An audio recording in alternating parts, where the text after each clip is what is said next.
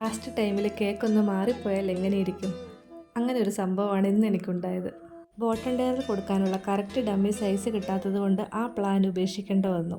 കസ്റ്റമർക്കാണെങ്കിൽ ഹൈറ്റുള്ള കേക്കും വേണം. കസ്റ്റമറെ നിരാശപ്പെടുത്തണ്ടെന്ന് കരുതി ഡമ്മി വെച്ചുകൊണ്ട് തന്നെ ടോളായിട്ട് 2 ടയർ കേക്ക് സെറ്റ് ചെയ്ത് തരാമെന്ന് പറഞ്ഞു. അവിടെയും തീർന്നില്ല പ്രശ്നം. ഒരു മാഷാൻ ബെയറിൻ്റെ കേക്കും കൂടെ ഇന്നുണ്ടായിരുന്നു. തലേന്ന് തന്നെ കേക്കെല്ലാം ക്രംകോട്ട് ചെയ്ത് വെച്ചതാണെങ്കിലും കറക്റ്റ് ടൈമിങ്ങിൽ ഒരു മിസ്റ്റേക്ക് പറ്റി.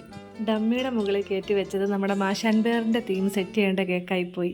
സൈസിൽ ചെറിയ വ്യത്യാസം വന്നെങ്കിലും ആദ്യം കാര്യമാക്കിയില്ല. പിന്നെ ഫ്രിഡ്ജിലേക്കൊന്ന് നോക്കിയപ്പോഴാണ് അതേ ഇരിക്കുന്നത് നമ്മുടെ ഇവിടെ കൊടുക്കേണ്ട കേക്ക് അവിടെ.